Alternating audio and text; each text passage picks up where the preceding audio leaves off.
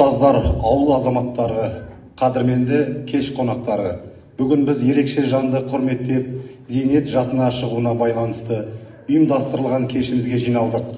Кітапханашы бола жүріп, қаншама балаға рухани азық беріп, ақын жүрегімен ауылдың шежіресін жыр қылып жеткізген ауыл аяулы апайымызға арналған кешімізді бастаймыз.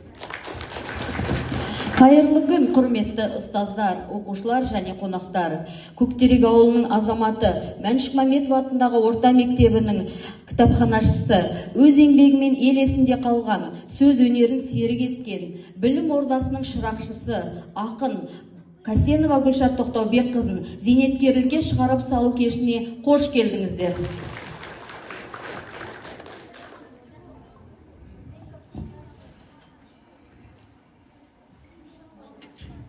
Сан жыл бойы білімге жол ашқан, сан мың бала кітаппен достасқан, сіз ұрпаққа шырақ болып жанған ана, мейіріммен ақылға жол бастаған.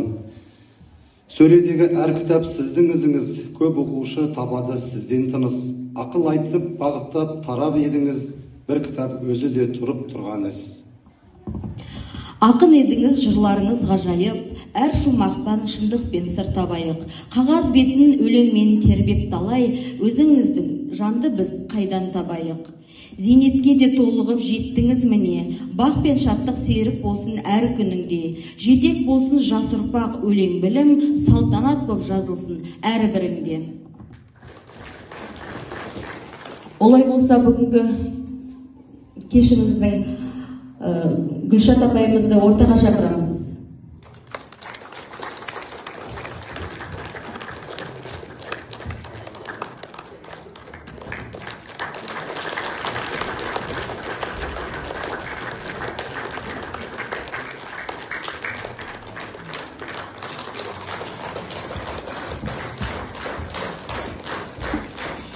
Құттықтау сөз кезегі Көктерек ауылдық округінің әкімі Смағұл Серік Құрманұлына беріледі.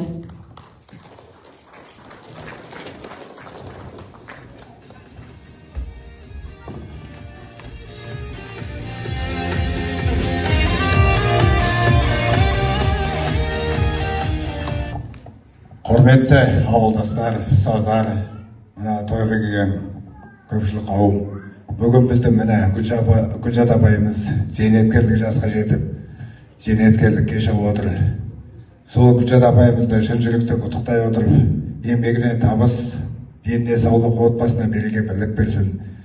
Бүгісінің өнер деген сұмдық. Біздің мына Сарқан газетінде қаншама мақалдар жазып, қаншама өлең тақпақтан шығарып, сондай ауылымыз туралы шежірелер жинап, үлкен ақсақалдарымызбенен бұрынғы дүниеден өтіп кеткен ақсақалдарымыздың тірі кезінде сол кісіден хабарласып жүріп, қастарына барып жүріп, қаншама ауылдың тарихын зерттеп шықты. Соның біраз шумақтарын жазып шықты. Енді Гүлшат апайымызға мына әкімшіліктің атынан құрметті Гүлшат Тоқтаубекқызы, сіздің еңбек жолыңыз маңызды бір кезеңімен мерекелік зейнеткерлікке шығуыңызбен шын жүректен құттықтаймын. Білім мен мәдениеттің алтын ордасы, мектеп кітапханасының ұзақ жылдар бойы аянбай еңбек етіп, жас ұрпаққа кітапқа деген сүйіспеншілік дарытқаныңыз үшін алғыс айтамын. Сіздің қарапайымдылығыңыз, мейірімділігіңіз бен іскерлігіңіз көпке үлгі болды. Ендігі бейнеттің зейнетін көріп, шаттыққа ғұмыр кешіңіз. Зейнеткерлік өміріңіз қуаныш пен амандыққа толы болсын. Алдағы өміріңіздің денсаулыққа, қуанышқа, жақсылықтарыңызға сүйіспеншілікпен толы болсын. Көктерек ауылының әкімі. Осы кезекте Смағұл Назерке және Шамил Каусар.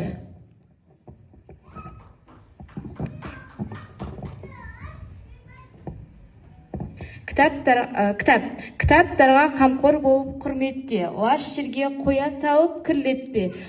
Парақтарын жыртып алып әр жерге, мұқа басын ойыншық етіп сүйретпе. Кітапта бар адамдардың зар мұны, кітапта бар қасиеттің тағдыры. Ашылады қазыналы бар сыры. Елім менің, тәуелсіз ел, қасиетті ана тілім, бар қазақтың құлағына жеткен үнім. Кешегі бабаларым арман еткен қуатты болса екен шаттығының. Елім менің құлашын кең сермеген, биік ұстап еңсесін алға өрлеген. Қай заманда қиналса да тарықпай, батырлық пен намысты қолдан бермеген. Смағұл Жанерке, Нұрлы жүрек. Нұрлы жүрек Мұқан Төлебаевқа арнау. Кен даланың төсін әнін тербеген, бар құдіреті төгіледі күйпернеден. Мұқан Төлебаевтай талантты дүниеге әкелген, елдің жүзін зор қуаныш кернеген. Саз әуені Балқаш көлінде тулаған, дар аталан тума дарын Мұқаннан асып тумаған. Елі сүйіп аялаған арысқа табиғатта шексіз дарын сыйлаған. Бөлтөбе қасиетті елдің аймағы, Төлебаев өнердің бал қаймағы. Әсем әуен әуелетіп тербейді, асқақ сезім, асыл арман ойдағы.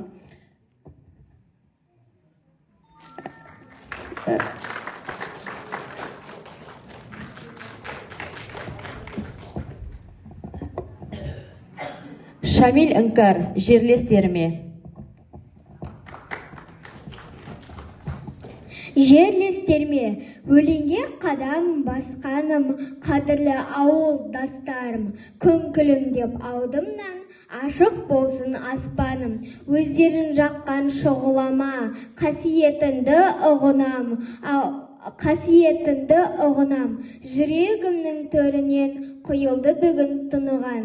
Қадірлі жерім көктерек, мен үшін орным бір бөлек, арманға биік қол созам, қолтығымнан тұр демеп, өнерге қанат қағайын, сіздерден қолдау табайын, ауылым құрмет тұтқанда, қалайша үнсіз қалай. Мәншікке арнау, Нұрғали Іңкәр.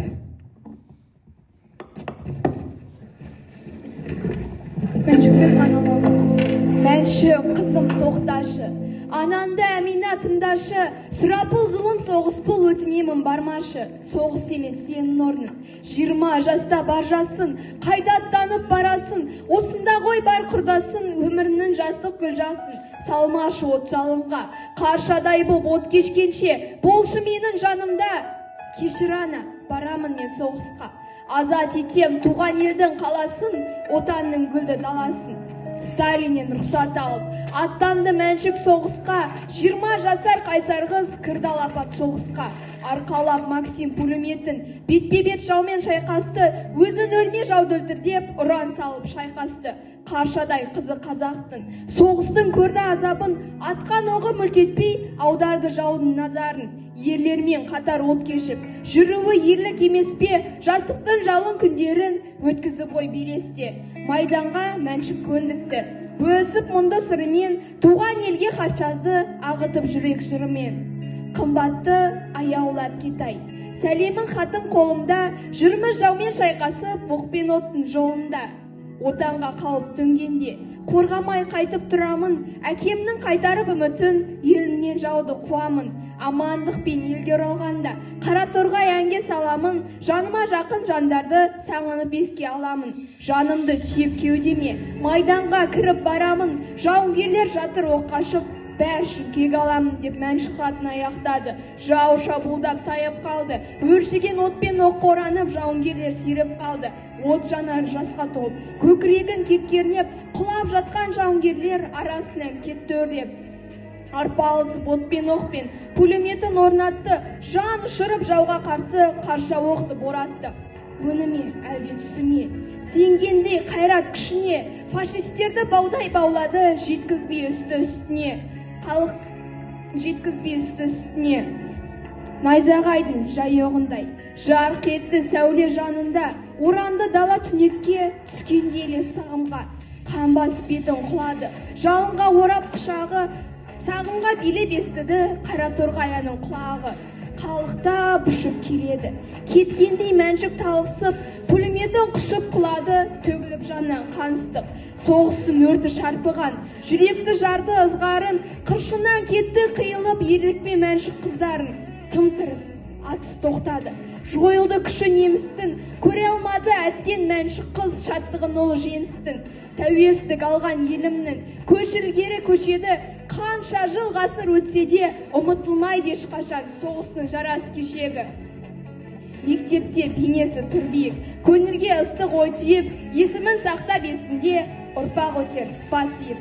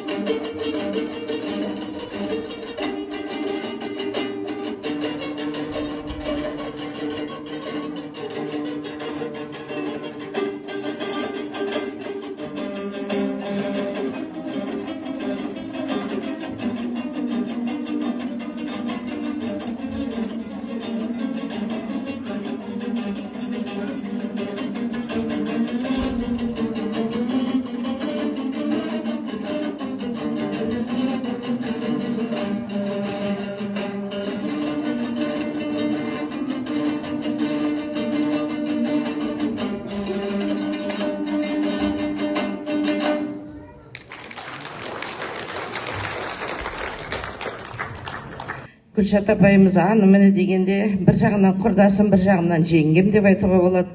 Бүгін міне зейнет жасына жетіп, туған күнінің тойлап жатыр. Енді Гүлшат туралы не айтуға болады? Гүлшат туралы көп айтуға болады. Өйткені осы баяғы заманда естеріңізде болса, мектепте өте көп байқаулар өтіп жатты. Қыз сыны, жігіт сұлтаны, ауыл немеді, келіндерінің жарыстар деді, жігіттердің жарысы деп жатқанда, сол кезде бір мода болды ғой деймін, таныстыру деген бәле жазылып жатты. Сол ауылымыздың бүкіл балаларға, оқушыларға, мұғалімдерге және қатысушылардың бәрінен танысулары осы кісінің қаламұшынан шығып жатты. Осы кісіні мен Мұқағалидың қарындасы деп айтатынмын.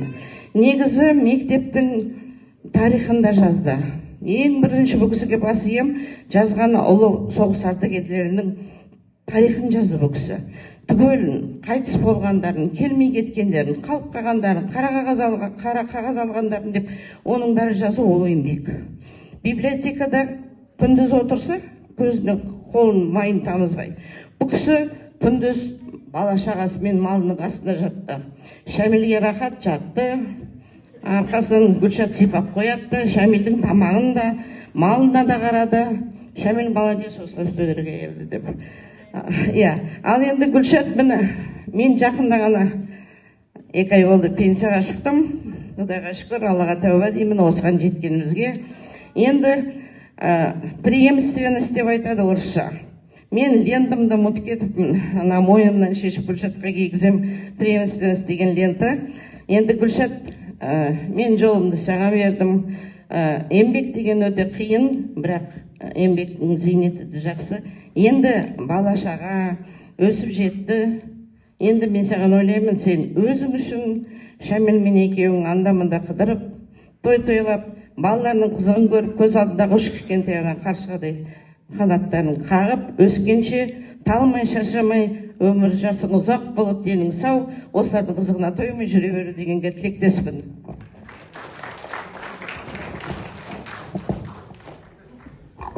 Рахмет.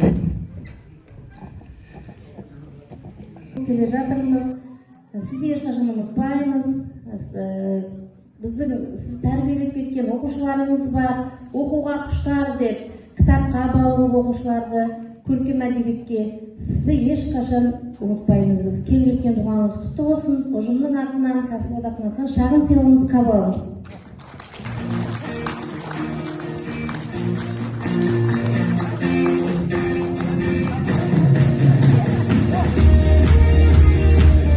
Рахмет.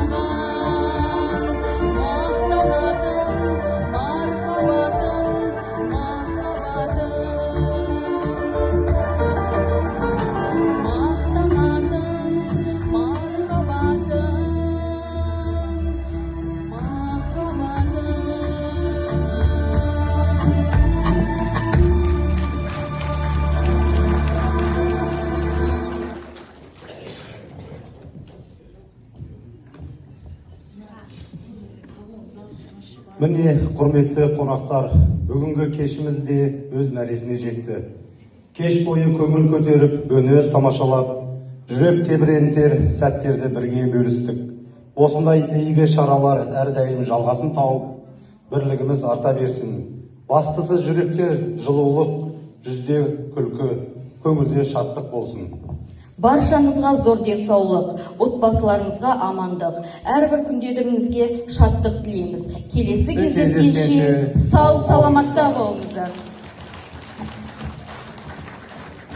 Ал енді құрметті ағайын, туыс, бүгінгі мені құрметтеп, зейнет жасына шығарып жатқан Мәметов атындағы орта мектебінің коллектив ұжымы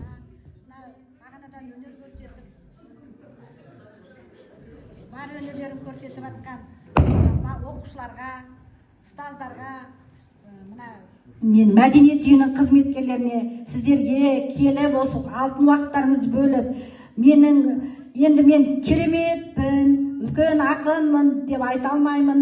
Мен осы көктерек киелі жерге 20 жасымда осы келін болып түскен едім. Сонан бері қарата менің өмірім сіздердің алдарыңызда өтті. Барлық тағдырым міне мектептен 23 жыл болыпты. Мәметова мектебінде еңбек еткеніме кітапханашы болып, сол мектептің енді барлық жаңа ұстаздар айтып жатыр ғой, ыстығын, суығын, қызығын, шыжығын бірге көріп, бірге бөлісіп келеміз. Мен бір зат жазсам, ол сіздердің еңбектеріңіз, сіздер үшін, сіздерге қызмет еткенім деп білемін. Сіздерге бас иемін, аман болыңыздар. Енді мына артымнан еріп келе жатқан мені өзімнің ұжымымның жастарға менің жолымды берсін, зейнет жасына жетсін деп тілеймін. Алдыңғы мына ақжаулықты аналарыма, апаларым мен аталарыма да олар маған о кісілердің жолын берсін. Сіздерге мың алғыс, аман болыңыздар. Енді қашанда осы мен сіздерді жырлап өтейін, сіздер мені тыңдап өтіңіздер. Бар өнерімізді бойымыздағы осы беруге тырысайық. Осы шәкірттеріміз биіктен көрінсін. Менің Мәметова мектебі дегенде әрқашан биіктен жақсылықта жүрейік. Сіздерге үлкен шығармашылық табыс тілеймін. Дендеріңіз сау болсын, аман болыңыздар. Үстіп, құрметтеп, қадірлеп, шығарып сабатқандарыңызға көптен көп рахмет. Отбасымның атынан, өз атымнан сіздерге көптен көп алғыс айтамын.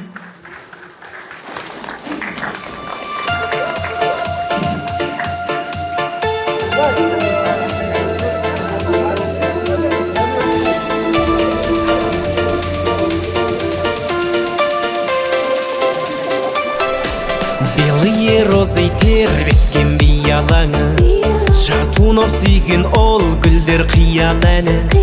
Ал менің сүйген аруым қызыл раушан, гүлім әсем раушан. Жанымды менің жаулаған қызыл раушан, бақытқа сені бағарем қызым болсаң, өзіңе арайлым, бағым деп қараймын. Қызыл раушан, қалардай болам, көз жазып жүзімді алсам, нәп-нәзік бұралғын, өзіңсің гүл арман.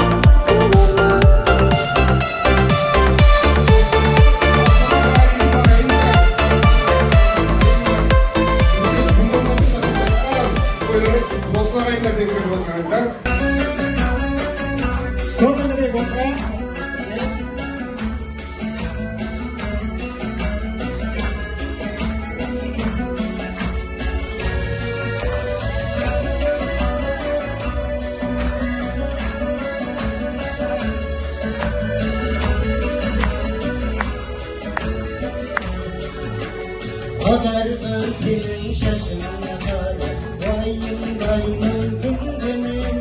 Şastık var vardı katayım, kim olsun iyi benimim. Demirim arkanda var, karama girdi göbüldüm. Gözümden ama bölündüm. Kursada da olmayırsa görüm, Ustaşı dökkerek boyundur, anlaşın senin kırıktır. Şu şasta gündün toyundur, altı getirdi kabulü dalda, kabulü dalda oyundur. Anlaşın senin kırıktır, şu şasta gündün toyundur.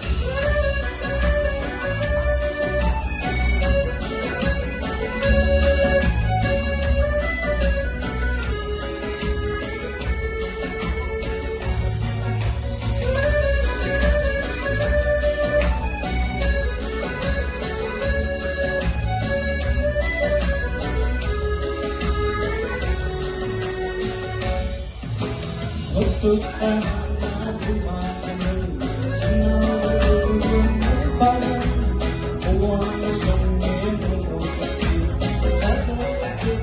Sırtadın aktarlarına da sökerim, güzellik götür bir yerim, analarların amaçları.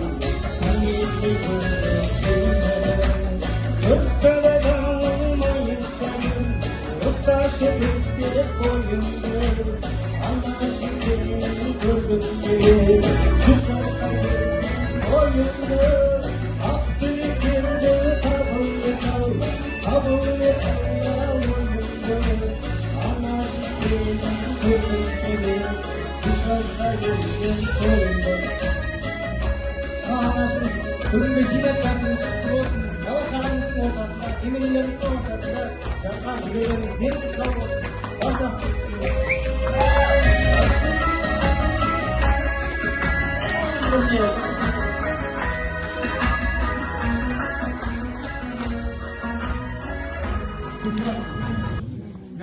зейнетке шыққан жасың құтты болсын тойың құтты болсын бала шағаларың қызығын көрсін балалардың арасында алдында шапқылап жүретін барлық ауылдастарымызға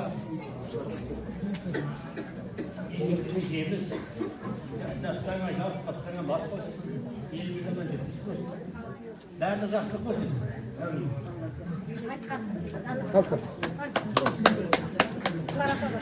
Allah'ın uğruna Şerinin Gülçat'ın Yüzü ülkön tutmanı tutacakır. O Gülçat'ın tuğan günü Zeynep'e çıkanını. Gülçat, Zeynep'e çıkan tuğan günü kutlu olsun. Benim sağ olsun. Yaşına yaş olsun. Осы Şamil'e güzel sıvasların verdiği sürüyor. Zeynep'e çıkan akşamda немере шөберелерімен бөлісіп осыларға тойын ұстап шәмелден шақлап жүріп жүріңдер әмесі осындай құдай тойдан айырмай тойдан тойға жолға беріңдер жеңгесімін ал енді бүгінгі тойшыл қауым таныстырып қоймайсыз ба өзіңді жеңгемін деп қандай күшті тойға бас қосып отырмыз осы Күлшаттың арқасында Шамилмен. Күлшат, Шамил, мына тойларын той қыласың жатыр, Құдайға тәуба, көктемде бір той болды, міне екінші той, енді Нұржантай үйленіп, үшінші той болсын енді. Менің балам. Денің сау болсын, Күлшат мына зейнетке шығуымен, денің сау болсын, немере сүйдің, енді шөбере сүйуге жасын Алла тағала. Денің сау болсын, осы зейнетақының жемісін жегіз кішкентайларыңа солардікі осы зейнетақ жан жақтағы балалардікі болады денің сау болсын аман болсын көпшілік бәрімізге осындай жақсы той тілеймін бастаған Ханым-Хас апай қоштаған билеп шашқан Ардагерстандар Сарима тәтеміз бар Құдай тәтеміз бар Ардагерстандарымыз ортамызда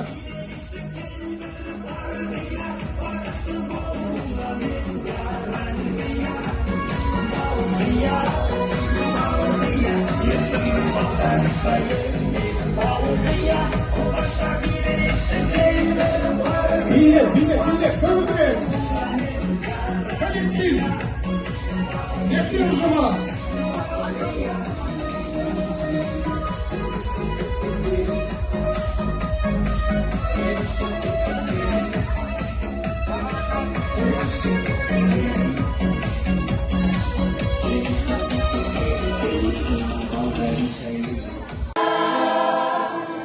Sen berдің құстардан қанатын самғаған балалық құштарым өзіңе армаған әнбилеп өсірген жемісің самал желі Қошағым мен үшін есейіп кетсем де мен саған сәбимін көгілдір көктемде көзіңнен танимын есейіп кетсем де мен саған сәбимін көгілдір көктемде көзіңнен танимын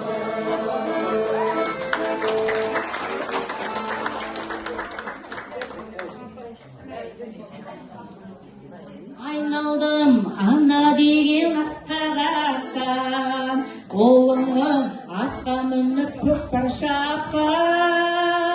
Бүгінгі бұл мереке сіздердікі, тойыңыз құтты болсын болып жатқан. Сенің анаң алтын, менің анам алтын, құлпыра бер қарындасым анаң болып жалпың. Ақ жеңгелер әнім, сұлу қыздар сәнім, анамызды құттықтап қол соңдар бәрің. Анамызды құттықтап қол соңдар бәрің. Қыз түгіл ұл анада пайғамбардан, қыз мүсін аруана қынамадан. Сағасы тіршіліктің адам ата, жар болған ан есімді бір ағадан. Сенің анаң алтын, менің анам алтын, құлпыра бер қарындасым анаң болып жалпың. Ақ жеңгелер әнім, сұлу қыздар сәнім, анамызды құттықтап қол соғар бәрің. Анамызды құттықтап қол соғыңдар бәрің. Бәрекелді, қошемет ұстаздарға. Бәріңе бірдей бөліп берерім, әттең аяттең жүрегім жалғыз. Бәріңе бірдей бөліп берерім.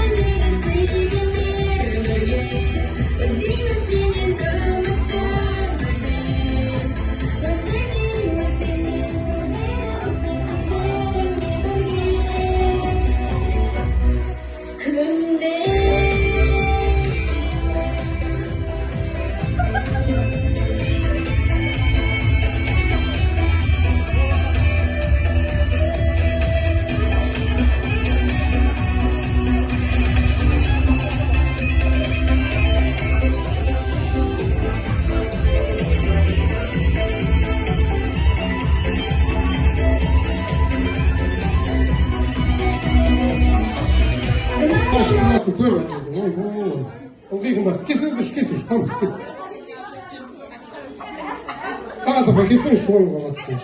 Сіздер келсеңіздер, міне,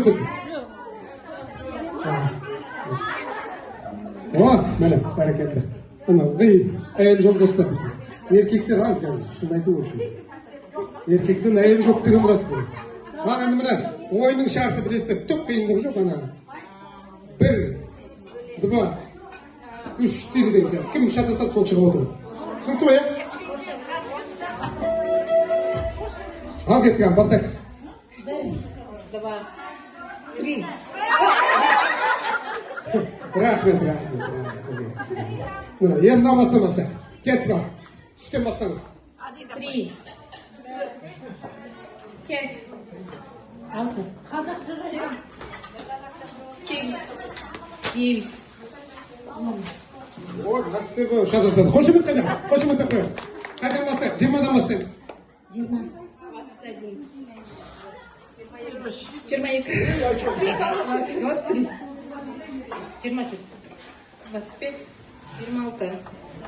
27. Молодец, бәрекелді, мына кісілер ойнайды. 40-тан бастайық. 40, 41, 42, 43, 44, 45, 46. 45-тен қайсы? Осы.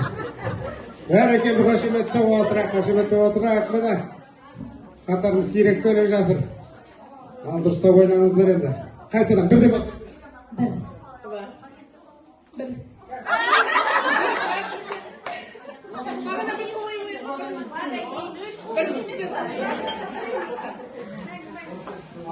1, 2, 1.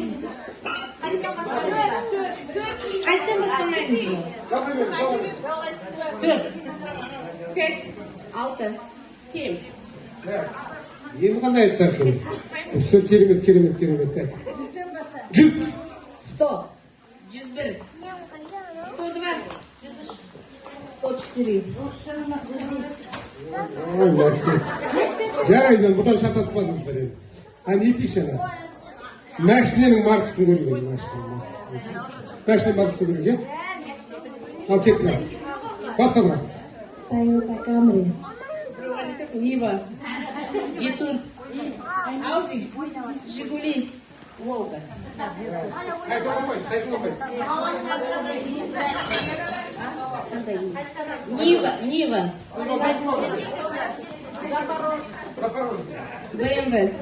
ГАЗ-3. Волга. Жип. Молодец. Енді запчасын көрейік. Ходовка. Аккумулятор. Карбюратор. Мотор. Руль. Радиатор. Енді қаладан мı кеттік па? К дейді. Киев. Караганда. Калининград. Красноярск. Канада. Капчай. Апшабай дейді. Молодец міне. Так, енді әркінен көрсетті. Ташкент. Түркістан. Торғай. Текелі. Талдықорған. Томск. Настер бой бермеді. Енді қалай жасаймыз? Бәрі жеңділді. Бәрі де сыйлық қалайық деген беріңізші. Молодцы. Қошемет. Керемет.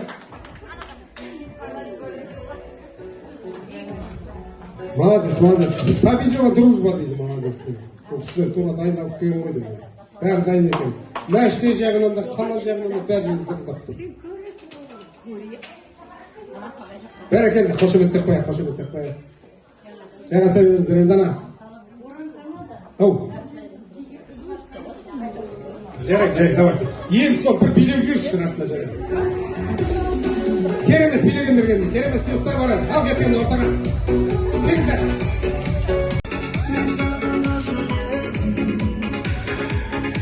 Давай жіберіңіздер.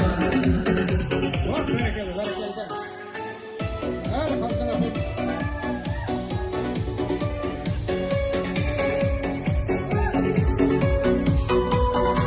Керемет билеп көзге түсіп атқандарға керемет сыйлықтарымыз бар. Ал, Митат, бүгінгі зейнет той құтты болсын.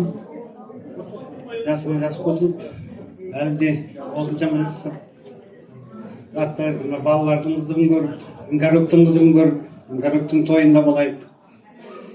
Отбасымызға бақыт, қуаныш, тек тойда қуаныш жағында кезігетінде болайық. Әлемнің бар жақсылығын тілеймін, бауырлардың атынан келіп отырмын мен Алматыдан. Сарман, сырым, сымбатова ешқай жұмыстан шыға алмай қалды. Мен өзім басқармаға жұмысымды келіп, екі келінді алып келдім. Осыларға шофер болып. Ал енді мына жиналған көпшілік қауым, тойларыңыз құтты болсын, тойларыңыз тойға ұласын. Енді мына Шамил аға мен Гүлшат апайдың шаңырағында үлкен той болып жатыр екен. Біздің әпкеміз зейнет жасына жетіп, тойын жасап жатыр екен. Тойыңыз құтты болсын, жасыңыз ұзақ, деніңіз сау болсын. Осы көзге көрінген бүлдіршіндеріміздің қызығын көріп, әрқашанда осындай әп-әдемі халқымыздан айырылмай жүре беріңіз. Шамил ағаның арқасында деп қояйыншы енді. Менің бажамның арқасында осындай гүлдей жайнап жүріңіз, қартаймаңыз. Балаларыңыз әрқашанда сізді қызық қуанышқа кенелсін. Мен енді үлкен Сарман деген бауырымның келіншегі боламын, атым Маржан, Алматыда тұрамыз. Сізге әрқашанда жақсылық тілеймін. Мына тұрған Бақытгүл деген болады, Серіктің келіншегі деп қояйыншы. Осы ақын деп жатсыздар ғой енді. Біздің әпкеміздің қайдан шыққан өздеріңіз де білесіздер. Тарбағатайдың суын ішіп, сол жақтың ауасымен дем алғандықтан біздің ақын қызымыз сіздерге келін болып түскеніне міне уже 40 жыл дейді ғой. Соның жақсылығын айтып жатсыздар. Сол сіздерге де рахмет. Осы кісіні мақтан тұтып, өздеріңіз сыйлап жатқандарыңызға. Енді Гүлшат апайымыз айтып жатыр ғой сіздерге әрқашанда қызмет етемін деп. Осы кісінің қызметін көріп, сіздер де қызық қуанышына кенеліп жүре беріңіздер. Гүлшат әпке, біріншіден туған күніңіз құтты болсын, екіншіден зейнет тойыңыз құтты болсын, жасыңыз. Енді бағанадан байқап естіп жатырмыз, мына ауылыңызға, еліңізге әбден еңбегіңіз сіңіп, сондай бір үлкен жақсылыққа кеңеліпсіз. Енді осының бәрін көрмей кеткен әттең мамаңыз бен папаңыз, сол кісілер сіздің жақсылығыңыз осындай дәрежеге жеткеніңіз көрсе, армандар болмас еді. Енді болашақта сізге тілейтінім, ары қарай да еңбегіңіз сіңе берсін ауылыңызға. Сізді жақсы көреді, құрметтейді, сыйлайды, бәрін байқадық. Осы көз көрген бала шағаңыз аман болсын. Мына кішкентай үлкені бар, кішісі бар немерелеріңіз сізді қуанта берсін. Мына немереңіздің тұңғышы биыл оқуға түсіп, сізді қуантып жатыр. Оған бәріміз қуанамыз. Оның бәрі айналып келгенде сіздің еңбегіңіз. Я өзіңіз қолыңызда өскен екі қызыңыз да қазір міне сіздің арқаңыз, сіздің берген өнеге үлгі, тәлім тәрбиеңіз шетелде оқып жатыр. Құдай қаласа дипломын алып сосын келеді ғой өзіңізге. Биыл қолдар тимеді сізге келіп кетуге, шынын айтайын. Енді осы біздің бажамызға рахмет. Сізді алақанына салып, аялап, әлпештеп бір тойын жасап беріп құтылайын деді ғой бағана. Сөйтейді. Бір тойын жасап беріп құтылмасам болмайды деп қояды. Сол үшін жылқы сойдым дейді, рахмет. Ал енді осы отырған қауым барлықтарыңызға, жастарға әсіресе тілейтінім, осы Гүлшат әпкенің жолын беріп, барлықтарыңыз осындай сыйлы, құрметті болып, зейнетке шығатындарыңызға тілектестім. Аман болайық.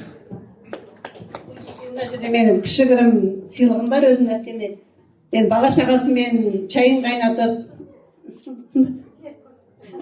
қайнатып ішіп отырсын деп ыдыс аяғым бар, арқасына жабатын шапаным бар.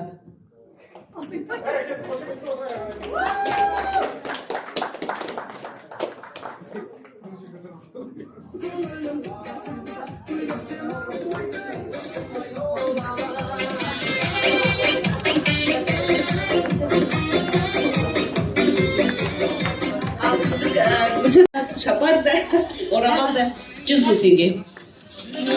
Айықсың сезімді бағыма, сен маған лайықсың, басқаға қарама. Сөз қалмайды саған сосын. Ал енді құрметті ауылдастарымыз, құрметті шешелеріміз отыр мына жақта, ағаларымыз, жеңгелеріміз отыр, бауырларымыз отыр. Осының ішінде енді үлкен кісі, үлкен жаңағы поколение дейді ғой, ол кісілер мені бәрі таниды. Мына жерде жастар көп отыр, мектепте істеп жүрген жастар, біздің бауырларымыздың балалары, ағаларымыздың немерелері істеп жатыр екен мектепте. Көбісі танымауы да мүмкін. Мен де бір осы Көктеректің бір қызымын. Жаңағы көп мынандай тойда өз ауылда көп болмайды ғой, қазір көбісі Талдықорғанда жасайды, ас берсе Талдықорғанда жасайды. Сол жерде көрісіп жатамыз, сол жерде келісіп жатамыз. Мына жерде енді дүниеден өтіп кеткен туыстарыңыз бар, бәріміздің тұяғы бүтін, жаңағы тұлпар жоқ, қанаты бүтін, сұңқар жоқ дейді ғой, ол бәріміздің басымыздан да өтіп жатыр. Сондықтан көрмеген болсам, естімей қалған болсам, барлықтарыңыздың бастан өткен қайғыларыңызға көңіл айтамын, қабыл алыңыздар шын ниетімізбен. Енді осы мынау ең бірінші қуанышты, мына той өтіп жатқан, думандатып өтіп жатқан біздің Көктеректің мынау қара шаңырағы 91 жылы ашылып еді осы мәдениет үйі. Сол кезде бәріміз осы думандатып ашып осы жерде сан тойлардың куәсі болған едік. Содан жаңағы заманның ағымына қарай бәрі өшіп, бәрі қараң қалған кезде, шын айту керек, қараң қалып қалған мәдениет үйі қайтадан іргесін көтерді. Оған былтыр Серік бауырымыз, Серік бір жағы менің күйеу балам, ең күйеу бала жағы жақындық, бір жағы қайным болады. Бауырымыз да болады, кішкентайымыздан бір өскен, осыған арнайы шақырған. Мен қыстың көзі қырауда келемей қалдым, алып келетін балалардың қолы тимеді. Бірақ сол кезде өзімнің осы ауылдастарыма арнап, осы мәдениет үйін қайтадан жандандыруға арналған, жандарға арналған өлең бар еді. Оны біреулер оқып та берді осы жерде, бірақ оның кім екенін білмейді. Жастарға енді осыны шығарған, осыны жіберген мынау апамыз екен десін деп қайтадан соны оқып берейін, өйткені мынау қасиетті қара шаңырақ қой. Гүлшат, сен ренжіме, саған тілегім бөлек қой. Қуаныштарыңыз құтты болсын. Сіздерді де, ауылымды да мақтан етемін. Атқарылып жатқан әр істеріңізге қуанамын. Жүрек жарды, жүрегімді, тілегімді жолдаймын дедім. Осы Боран ба, Қанат па біреу оқыған, видеосын жіберіпті. Енді өз аузымнан оқып берейін. Көркейе бер, гүлдене бер ауылым, тарқамасын тамаша мен сауығың, қиындыққа мойымаған ешқашан, тұрып жатқан осы ауылда қауымың. Ауылымда бүгін үлкен қуаныш, оны айтпай қалай үнсіз тұрамыз. Қайта ашқан мәдениет ошағын, үлкен кіші әкімдерге мың алғыс. Бұл керемет біткен қой ғажабақ, риза болып жатыр барлық жамағат. Ұйытқы болып үлкен көмек көрсеткен Дүйсенбинов Сұлтан мықты азамат. Атқарылып жатыр талай игістер, айту оны бүгін менің хақым бар. Ауыл халқы сенім артып отырған Смағұлов Серік дейін әкім бар. Гүлден сауыл, гүлденеміз бәріміз, ауыл көркі бәріміздің сәніміз. Қайта ашылған мәдениет үйінде үзілмесін әсем әуен әніміз. Рухани дем алатын адамдар, бұл ғимарат ән мен күйдің бесігі. Зиядадай азаматқа аманат, енді қайтып жабылмасын есігі. Көктерегім думан дауыл ежелден, берекемен көсегесі көгерген, жақсылықтар бола берсін әрдайым, шаттықпенен қуанышқа кенелген. Шын жүректен тілек айтып қалайын, тамашамен жырға толсын мағайын. Күн досындай көктеректе той болып, жүздеріңіз нұрға толсын ағайын. Енді жаңа осы Гүлшатты құрметті ауылымыздың қасиетті мектеп ол ана жерде ұлағат ұстаздар деп отыр, талай ұстаздарымызды көріп отырмыз. Енді сол ұстаздардың жолын қуып келе жатқан Қаламқас қызымыз бастаған мектеп ұжымына да үлкен табыс тілейміз.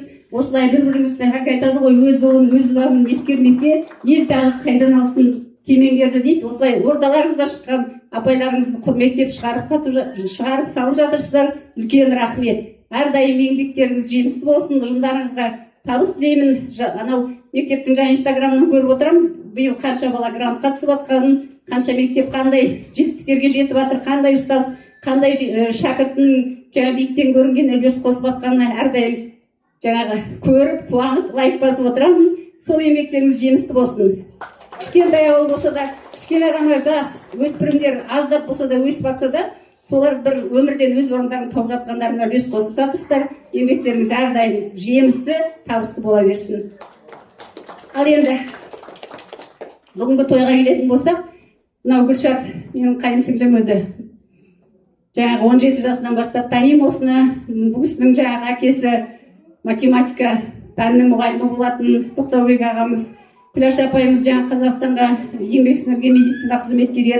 Амал жоқ ол кісілер өмірден өтіп кетті. Енді дәм-тұздар таусылып, артына қарған ұрпақтары мінекей келе жатыр жетіліп. Осы Гүлшат осы жерге келіп болып түсті. Өздеріңіз барлықтарын айтып жатсыздар. Енді мен де өзімнің тілегімді жаңа Гүлшат ақын деп жатырсыздар ғой. Мақтап жатырсыздар, біз марқайып қалдық соған. Мен де өзімнің тілегімді жеткізейін осы тойға келгеннен кейін. Ал енді Гүлшат, Шамил, мынау тойларың құтты болсын, тілекті қабыл алыңыздар. Енді штамдарыңыз таусылып кетпесін. Күнде болып жатқан той емес, мен күнде келіп жатқан жоқпын. Бір арнауымды айтайын. Көп кісі емес, баяғы бәрі 200 адам, 300 адам көп сөйлейді ғой дейтін. Осы жерде шағын, ең жақын дегендер отыр. Бір-бірімізді жақсы тыңдайық, жақсы отырайық. Әлі есімде Алматыға келгенің, мен өзіңді алғаш рет көргенім, Қабекемді ағатай деп таныдың, содан бері саған сені жеңгемін. Сол кезден ақ алдың мені жақын қып, үзілмей жүр арамызда жақындық. Мен сияқты сен де өлең жазасың, сенде де бар бір қасиет ақындық.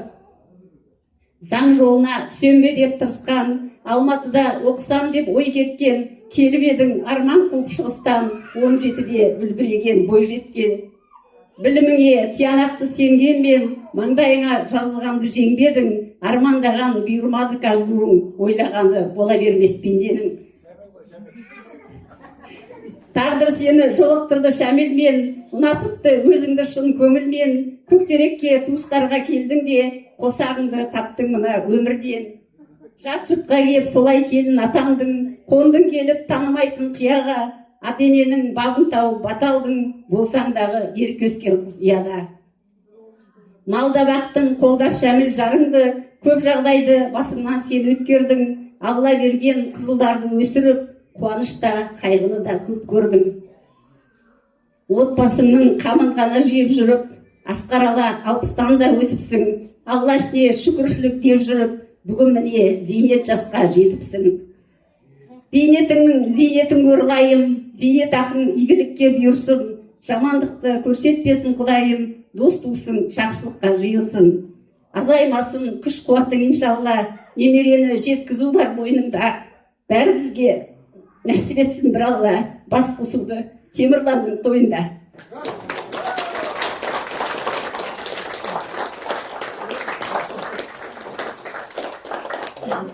Көңіліміз боса кетті.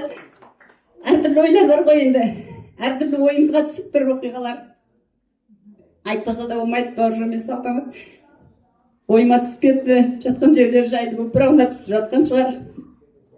Алла тағала менді жамандық көрсетпесін, Шамил екеуіңе, отбасыларыңа, әулеттеріңе тек қана осындай той туысқа жиналсын. Ағайындар, көзге жас алып жатқанға кешірім өтінем. Көңіліміз толқып кетті. Бастарымыз тек жақсылықта көрінсін, жақсылықта жиылсын. Осы ауылымызда, осы мына мәдениет ошағында ән мен жыр, той думан үзілмесін ағайын. Ал енді, мына жерде біздің де сый сияпатымыз бар. Шамил келе ғой. Қошемет қайда, қайдар қошемет.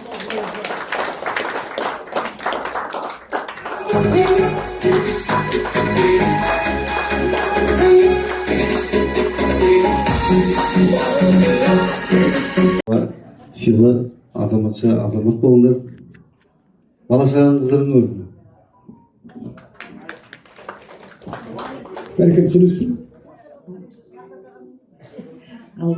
Гүлшат, Шамил, ауылдастар, енді мен сендерді осы тоймен құттықтаймын. Аманы сен осы зейнет жасыңа жеткеніңе қуаныштымын. Мен енді осы ауылдың келінімін, 38 жыл бұрын осы ауылға келін болып түскем.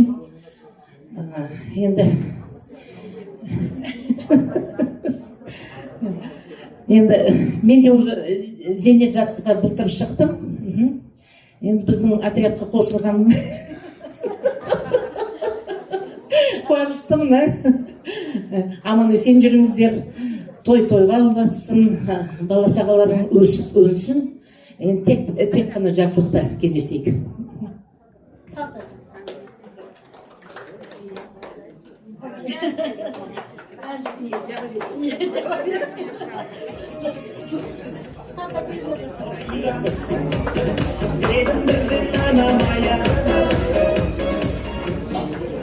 Көке, туған күніңіз құтты болсын. Сіз Шамил аға келеміз, ауырмаңыздар. Ең бастысы бар жақсылықты тілеймін. Мен сізді жақсы көремін, құрметтеймін. Менің сүйкімді әпкемсіз. Осы ауылда сіз тұрғанда біз келеміз. Сізге көп рахмет. Немерелеріңіз қызығын көріңіз.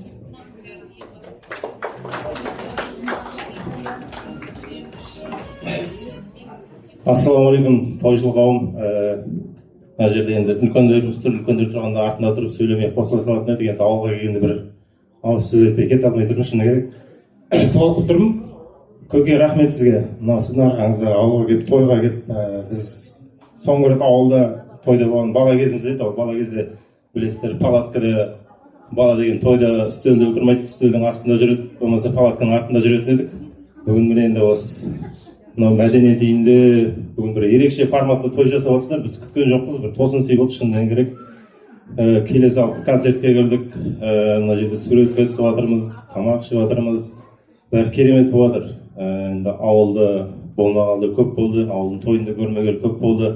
Мына мәдениет үйінде біз кезінде осы жерде бала болып шапқылап жүрген кезде, мына жерде мектеп болатын, мынау салынып жатқан кезде осы ішіне кіріп секіріп ойнап, одан салынып біткен осы жерде мына жерде концерт болып, осы анам жыр оқып, сол жерде отыратын едік, арт жағында отырып кино көретін едік. Сол балалық шаққа бір саяхат жасап қайттық сіздің арқаңызда.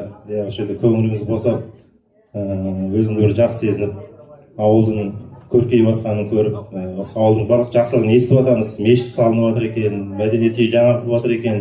көпір бастап жатыр екен деген жаңалықтың бәрін естіп, біз енді тілекшіміз алыста болсақ та осы ауыл біз өркейіп өсе берсе екен, өшпесе екен деп отырамыз. Ауылға келгенше жүрегімізді шілдеп кіргеннен біз қобалжып кейде әлі суда отырмыз. Тойыңыз құтты болсын. Өткенде мамам айтып, сізді зейнетке шығып жатыр екен, өз ішіме бағана осы жерде айтқан адамдар сияқты, мен де сене алмай қалдым. Қалай өз көкеміз де зейнетке шығып қалды ма деп, сізге сол баяғы сіздің жас кезіңіз, сол сыңғырлаған дауысыңыз, жарқын күлкіңіз, сол жап-жас болып жүрген сияқты қалыптасып қойған. Қарап отырсақ, сіздер де міне осы жасқа жетіп қалыпсыздар. Балаларыңыз немересінің қызығын көріңіздер, барлық тілектері қосылған, тек қуаныш, тек жақсылық болсын. Мынау сіздің тойыңызға атсалысып жатқан осы бүкіл ауылдағы, мектептегі осы мәдениет үйінің бәрін ұжымына рахмет айтамын. Қарақтарыңызды көргенімізге қуаныштымын. Ауылымыз алтын бесік. Өйстіп сағынышымыз сыймай тұр шыны керек. Енді жаңа айтып жатырмыз. Енді бір осы жерде Баукеш бауырымыз жетіспей тұр. Баукеш біз үйде бірінші сыныпта оқып еді. Өзіміз туған бауырымыздай болып жақын болып кетіп еді. Енді жатқан жері жайлы болсын, бір анау атқан шығар осы жерде. Енді артында қалған ұрпағы бар. Соларды өсіп жеткізіп, солардың қызық жақсын рахатын көре беріңіздер, аға екеуіңіз. Амансыздықта жүздесе берейік, той болсын, құтты болсын. Енді бізде жаңағы Алматыдан сонау атартып келгеннен кейін кішкентай баламыз арнайы сіздерге бір ән шырқап берсе, ол атасы мен апасының баласы аңсар деп ұзақ күткен Алашораны деген, бұл өз кішкене патриоттау жігіт бірінші рет келіп тұр, менің ауылыма айттық осылай. Апаңның ауылы, әкеңнің ауылы деп, сонымен бағана келе сап маған айтып отыр ғой. Ал әке, ауылыңа келгенге қуаныштысың ба, қуанып жүрсің ба деп.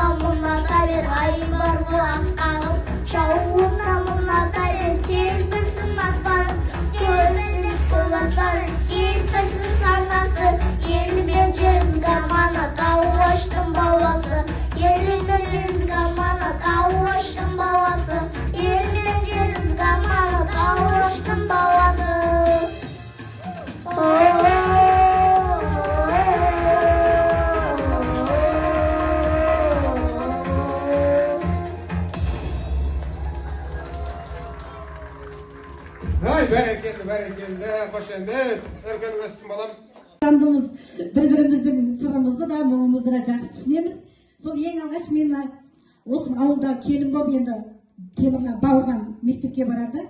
Бауыржанды ертіп, өзіміздің ағайындардың бәрін үйін ажыратып, Баука сен қай үйде тұрғың келеді деп. Ана үйге барады, тұрғың келмейді, жоқ тұрғым келмейді мұнда. Енді қайда барамыз, енді сені қайда тұрғызамыз? Өзіміз мал бағамыз ғой. Анда барамыз, сосын Қабашаған үйіне келдік. Кешке жақын ғой деймін көке. Соң шай ішіп отырдық. ал енді мен осы үйде тұрамын дейді. Өмірі ол енді келіп былай араласып көрген жоқ, мен осы үйде тұрамын. Ақыры міне өз айтқанын жасады. Көкемнің қолында тұрып бірінші сыныпта оқыды Баука. Содан кейін ғой Баука ыстық болып бұл кісілерге. Асқар, Марал, Айдын үшеуі бірге өсті, бір үйдің балаларындай бірге жүрдік, бірге жүрді, оқып, бірге сол көкемнің тәрбиесін алғашқы несін алды. Көкемнің енді көп тәрбиесін өзі осы ауылдың енді тумасы ғой. Жаңа енді неге шығарып жатырсыз ғой? Мәдениет үйін жазып жатсыз ғой, сізге мен осы халықтың алдында бір өтінішім бар. Осы біздің Тарбағатайда той болса, Тарбағатайдың гимнімен аяқталады, гимнен басталады. Енді Көктеректің тойына бір гимн керек бізге. Көктеректің гимнін жазса деп ойлаймын. Өйткені сіз осы топырақтан жаралдыңыз ғой. Сол Көктеректің гимнін бастап, сол гимнімен тойымызды бастап аяқтасақ деген өтінішім бар. Сол гимнің сөзін сіз жазса деп армандаймын. Сіздер қалай ойлайсыздар, білмеймін, өзімнің ойым солай енді. Қолдайсыздар ма, енді өздеріңіз білесіздер. Бірақ өзім солай ойлап, осы арада халықтың алдында көкеме бір өтініш айтқым келеді. Енді сізге де үлкен денсаулық тілеймін, денің сау болсын, отбасыңыз аман болсын. Міне келінді де көріп жатырмыз, Асқарымды да көріп, бір жағы енді Баукамен бірге өскеннен көңіліміз де босап жатыр. Жақсылық болсын. Міне жаңа мен екі келінім келіп отыр, енді үлкен бауырыммен, ортаншы бауырыммен. Мына кішкентай екі қыз, егіз қызды бәріңіз білесіздер, Еркежан мен Тоғжанды. Осы ауылдың бәрі біледі екеуін. Менің қолымда болды. Қазір ол екі қызым сол менің арқасында үлкен шетелде оқып, білім алып жатыр. Оларға да амандық тілеймін, құттықтап жатыр, звондап жатыр. Аман болсын, тек жақсылық тілеймін бәрлеріңізге. Міне Бағдат ағам да келе алмады. Осы арада Бақыт апамды да еске алғым келеді. Өздеріңіз міне біздің Мәметова ұжымы жақсы біледі, ол кісінің де еңбегі бар. Мені алғаш сол Мәметова мектебіне жетелеп жұмысқа кіргізген сол кісі болатын. Үйде отырып жаза бермей, сыза бермей, кішкене халықтың ортасына кел деп, алғашқы еңбек жолымды сол кісі кішкене бағыт беріп, содан кейін барып мектепке кіріп, жұмыс істеген жайым осы. Айтып жатырмын ғой, енді 40 жыл көрші болып жатырмын, 23 жыл мектепте істеп жатырмын деп. Әр нәрсенің өзінің тарихы бар, өзінің бастамасы бар, бастауы бар деген сияқты. Осы бастауға қамшы болған, маған жетелеген, осындай маған ақыл кеңесін берген менің осы ұстаздарым деймін. Енді міне көкем ұстаз алдыңғы, Бақыт апам, ол кісілер енді Бақыт апам қазір өмірде жоқ, жатқан жер жайлы болсын, ол кісіні еске аламын. Міне салтанатым ұрпағы ғой артындағы, міне бір-бірімізден үзілмейміз, тойымызда да, қуанышымызда да, қайғымызда да бәрінде біргеміз. Амандық тілеймін. Жақсылық болсын, тек сіздердің шаңырақтарыңызға жақсылық тілеймін. Көке, жасыңыз ұзақ болсын, аман болыңыз. Бәрекелді, керемет қошеметтер қойшы. Бақытайша, Амангелді, Зәмзә дейді. Базан дейді ма? Базан алтын дейді, берік құралай. Келіңіздер шортаға. Өй, қайда бұл кісілер? Құралай тәтеміз осында жүрміз. Ассалаумағалейкум, құрметті қауым. Мына Шамилдің жатты құдасы бұрын танымайтындар бар. Анау қойлық деген жерден ат шаптырып жеттім тездеп. Енді мына Құдайымның зейнетке шыққан құтты болсын, жасы ұзақ болсын, дені сау болып, Құдам екеуі шапқылап ойнап, немерелердің арасында ойнап жүре берсін. Бәріне де осы тойға келген қауым, бәріне денсаулық, зор денсаулық, зор байлық дейді ғой. Байлық болсын. Жолдасына берейін. Ал енді мына жиналған қауым бүгін біздің Құда мен Құдағайдың тойына келіп отыр екенсіздер. Құда мен Құдағайдың тойы қайырлы болсын, дендері сау болсын, ауырмай сырқамай осындай көпшіліктің арасында ойнап күліп жүре берсін. Ал Күлшат Құдағай бүгінгі келіп жеткен туған күні құтты болсын. Зейнетің де құтты қайырлы болсын. Бала шағаның ортасында ойнап күліп, Құдай екеулерін бір жастықта қатайындар. Немерелерім бар, енді шөбере көріңдер. Шөбереден шөпшек көріңдер. Бар жақсылықты сендерге тілеймін. Басқа не айтам? Ал енді біздің бір кішкене сыйлығымыз бар. Сол сыйлығымызды берейік. Аздай болса көптей көр. Иығына бір шапан жамайын, Құда, сізге де арнаған шапанымыз бар. А мынау тойдың шашуы деп біліңіздер.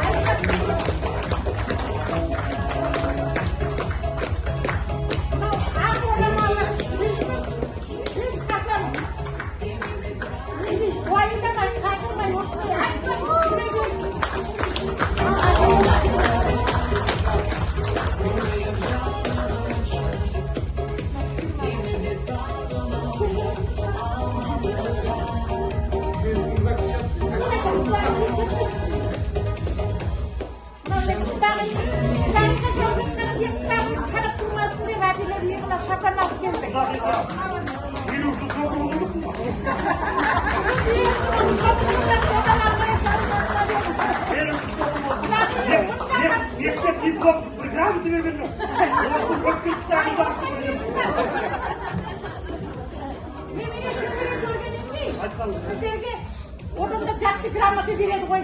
Осыдан артық не керек? Мынау асырап жеткізген бала шағаларымыздың қызығын только сіздер ғана көре беріңіздер.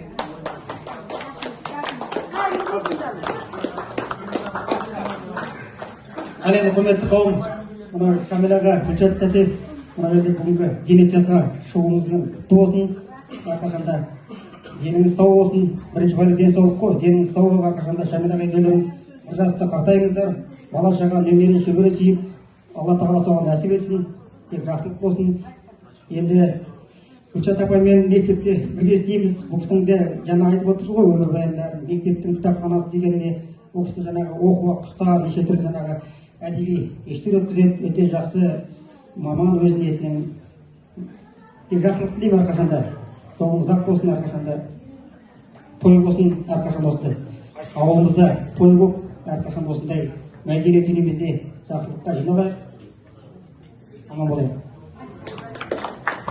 Бәрекелді, құдалармен бір енді көрейік. Суретке түсіріңіздер жаңа. Кешегі сурет, қазір сурет, ертеңгі тарих дейді. Мына құданың құдасы қонақ ойдың сорпасы дейді ғой. Осында міне 100 жыл тұрасың деп. Қыздай болып кіресің, кемпір болып шығасың деп біліп, пожалуйста, зейнетке шығып отырып айтамыз. Сол сияқты бәрімізге жұғысты болсын. Ал енді сіздер енді ары қарай жалғастырып жіберіңіздер. Құрметті қалайық, мына бүгін бәріміз куә болыңыздар біздің Гүлшат тәтеміздің зейнеткерлікке шығуына.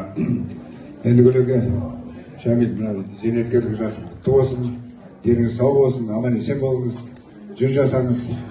Жаңа айтып отыр ғой, кім кішкентай болып, түймедей болып кіріп, әлі түймедей болып жүр. Шамил де түймедей болған, бірақ ана Гүлшат апайымыз өзі түймедей болып қалса да, Шамилді түйедей жасап қойды ғой. Енді екеуміз қосақтарымызды қосағанымыздар, кішкене әзіл болсын дегеніміз ғой енді. Ана Гүлшат апайымыз қалегеней болғаннан кейін Шамилді жездетіп сөйтіп қалжыңдаймыз өзіміз. Енді жастарыңыз ұзақ болсын, немере шөбере шөпшек көріңіздер. Тек қана жақсылық болсын, отбасыларыңыз аман есен болсын, тек қана жақсылық, той-тойға болса берсін.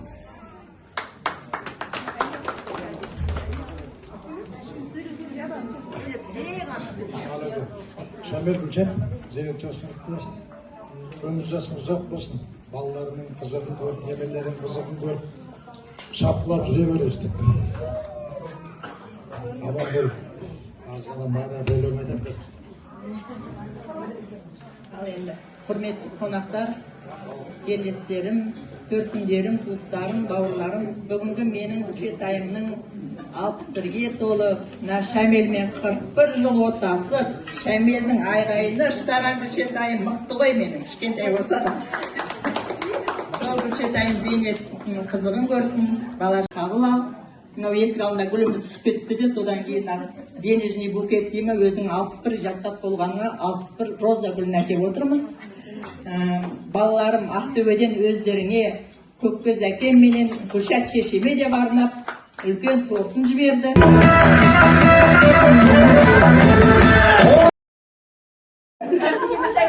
Тілектің бәрі енді басылайын деп тұр ғой міне. Той енді басылады сіздерге. Қызықтың бәрі енді басылады иә. Амандық болсын, отбасымыз елірген тыныш болсын, ауылымыз көркейе берсін, жақсылық болсын, тек қана қуаныш болсын, әр үйде той болсын, дастарханымыз жақсылыққа жайылсын. Осы барлық қызық қуанышымызды осы өздеріңізбен бөлсек, қуанышымыз көп болсын, жақсылығымыз мол болсын, тарқамасын қуанышымыз, тойымыз тойға баса берсін. Барлықтарыңызға мың алғыс, тойымызға келіп қуанышымызды бөліскенге, қуанышты бөлсе көбейе берсін қуанышымыз. Әмин, бәрекелді, бәрекелді. Бәрекелді, қошемет.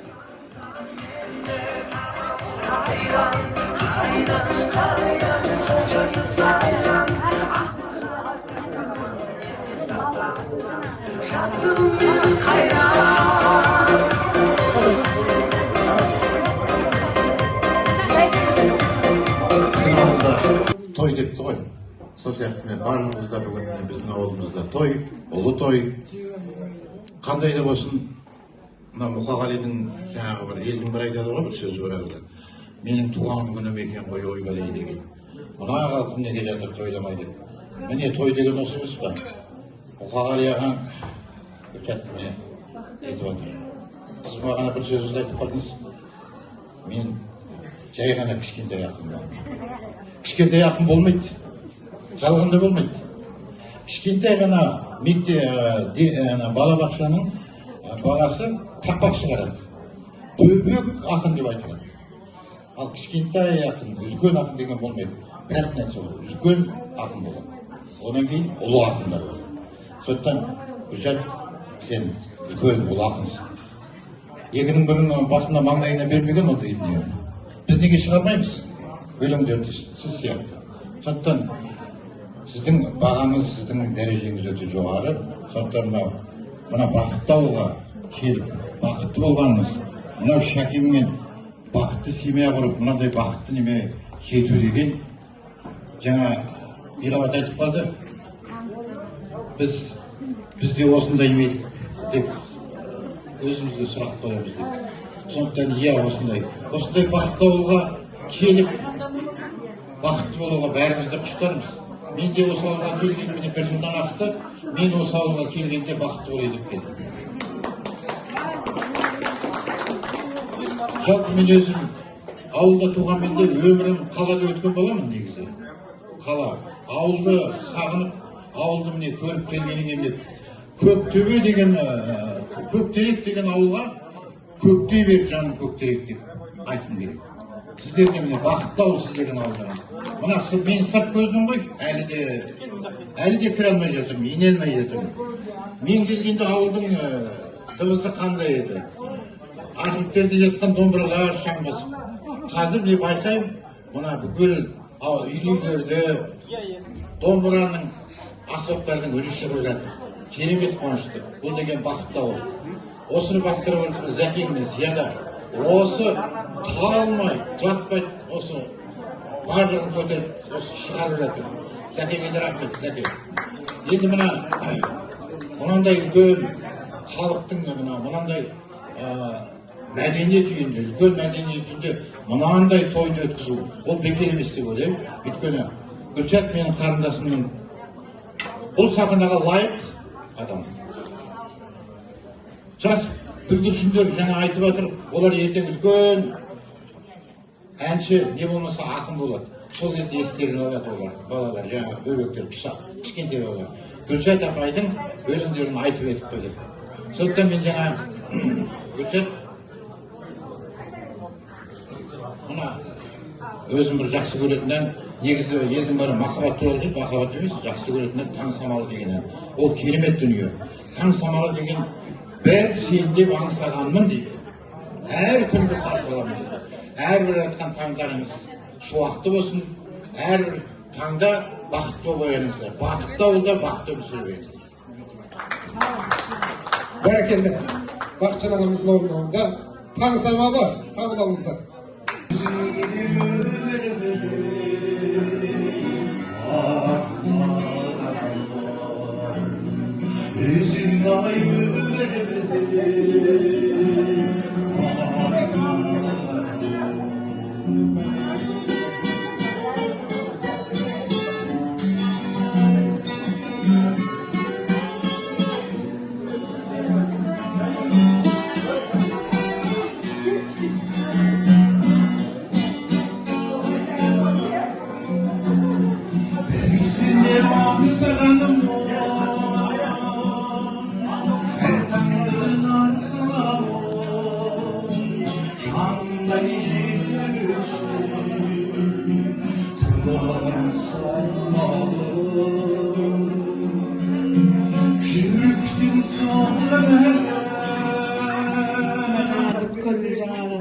Мектеп енді құрметтеп жатыр, енді сондай атаққа ие болып жатырсың, енді құрметке лайық бол. Я сол ауырсам да келдім ойбай қалмайын деп. Сол енді құрметке лайық болып Гүлшат, енді сондай әже атан, енді кейін сол енді әже болып енді сондай тойына бірге жүре берейік. Жаңадан Тайжан айтып жатыр ғой, бөлем үшін өлем деп. Енді абысынбыз енді, сен артыңнан мен де келдім бір жылдан кейін. Қаншама қызықтар, қиындар көрдік. Енді тек қана жақсылық болсын үйлерінде. Енді Шамил екеуінің той кетпесін, енді бәрі жақсылық болсын енді үйлерінде. Сөйтіп енді зейнетін көріп, Шамилдің арқасында Шамил жетекте де жүре береді.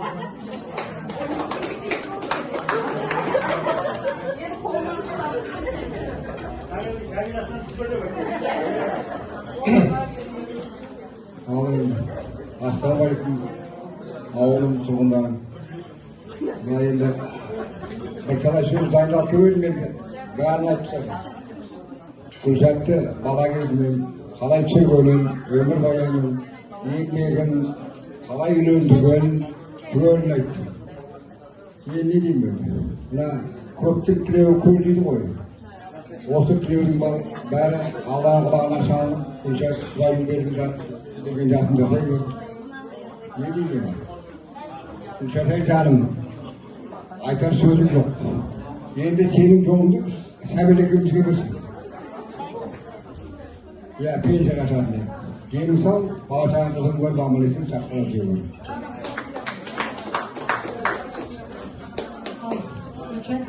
Шамил енді зейнетке шығып жатсың, осының қызығын көріп, бала шағаңмен бөлісіп, солардың барлығымен напитогын жетсін сол пенсияға.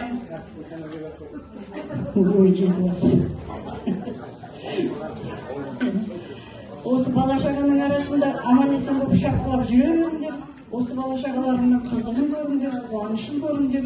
Дастархандарың тек қызық қуанышқа жазылсын енді. Мен осы дастархан басында отырған барлықтарыңызға бала шағаларының қызығын көрсін, барлық жақсылық болсын. Сендердің Шамил екеуіңе той үзілмесін.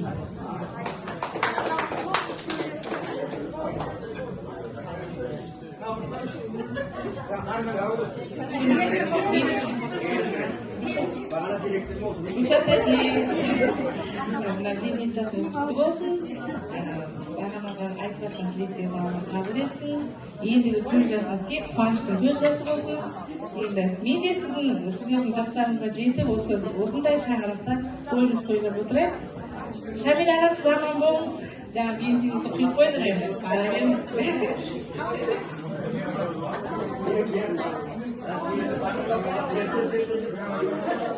Ал Гүлшат әже, бүгінгі зейнет жасыңыз құтты болсын. Бейнетіңіз өте өтіп жүріңіз. Пенсияңыз бұйыртып, бала-шағаңызды ұстауға нәсіп етсін. Сол карточка деп қалыспай, пенсияның карточкасын өзіне беріңіз енді. Бәрекелді, қошеметтеп қойыңыз, аман болыңыздар. Қайда фотографтар қайда, суретке түсейік. Қазір қой, қазіргі сурет, ертеңгі тарих, бәленбай жылдан қарап отырасыздар.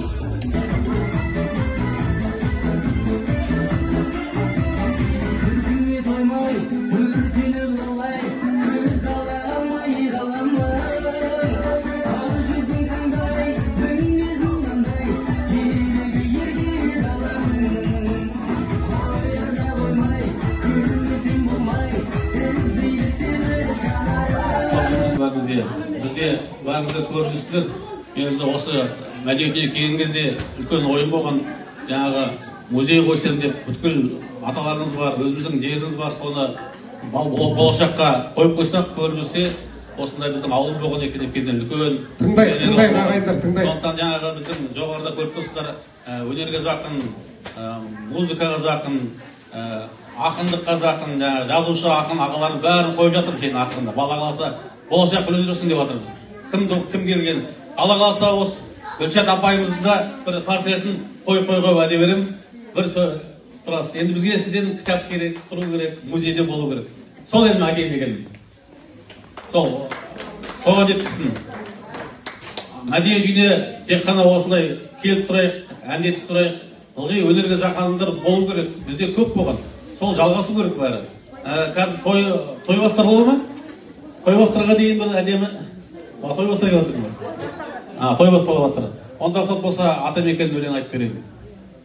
Бәріміз орнымыздан тұрып, шапалақ тұрып енді Гүлшат апайымыз бен Шамил ағайынымызға бір құрмет көрсетейікші.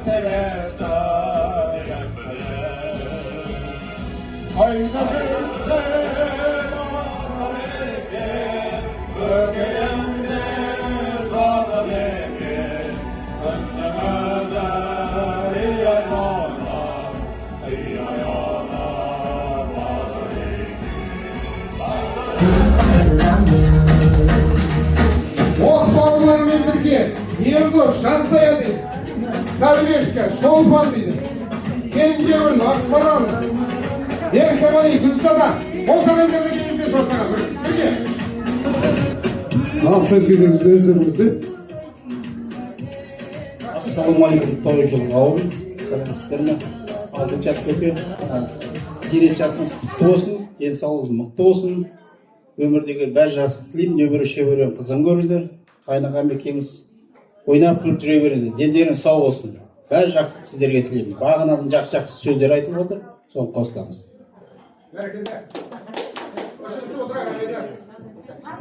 Ал Шамил аға, той құтты болсын. Гүлчат, зейнет жасың құтты болсын, бала шағаң қызың көр. Главный денсаулық құтты болсын.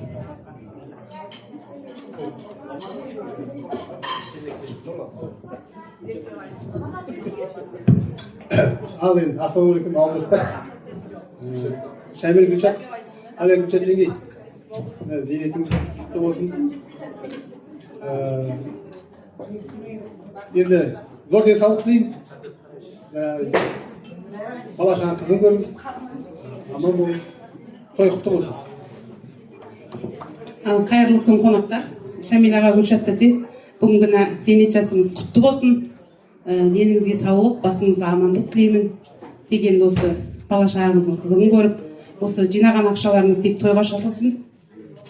Ниетіммен дарылай. Жұмысыңызды жасап жүре беріңіз, орныңызға кісі келгенше.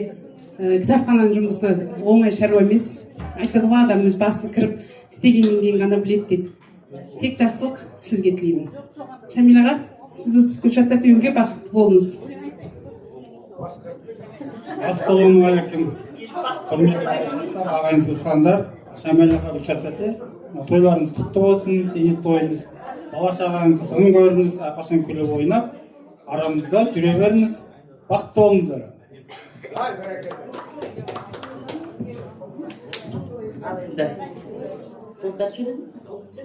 Ал енді Шамил, Гүлшат енді айтып жатырмыз ғой жаңағы. Зейнетке шығу деген енді жақсы ғой, бір жағы. Немере бағып, үйде отырасың, кішкене недерден нетіп енді үйде отырып қалып деген отырып қалма. Жұмыста жүре бер, жұмысың жемісті болсын, тек қана жақсылықта болсын. Осы барлықтарыңыз аман есен болып, бізге де сенің артынан пенсия берсін енді. Аман есен болып, бәріміз зейнетке шығып жүрейік осылай. Немере шөберелерің көп болсын.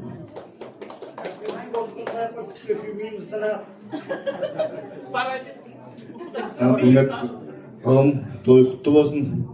Гүлшат тәте, пенсияға шығуыңызбен деніңіз сау болсын. Бала шағаның қызын көріп жүре беріңіз.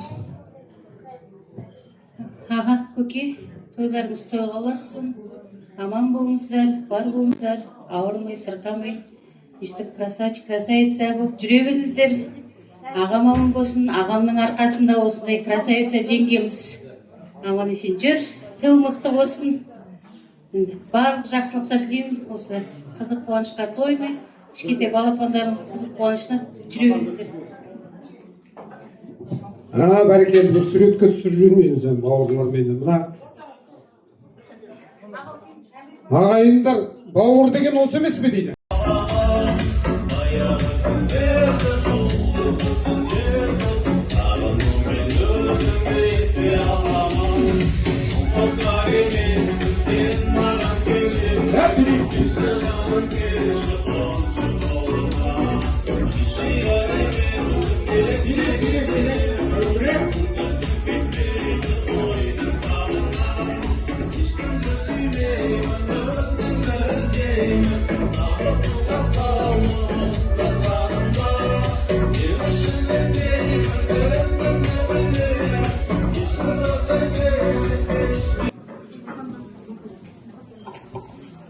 Енді құрметті ағайын, тойшыл қауым, той құтты болсын.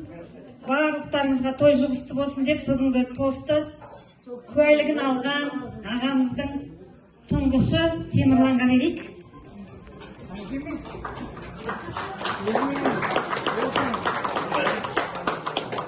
Ал құрметті қонақтар, келгендеріңіз баршаңызға рахмет. Осы қуанышыңызды көрсетгендеріңізге мыңда бір алғыс айтамын. Ал апама зейнетке шығуыңызды шын жүректен құттықтаймын. Бізді жаман болмасын деп тәрбиелеп, өзінің берген бар ақылын айтқан үшін шын алғыс айтамын.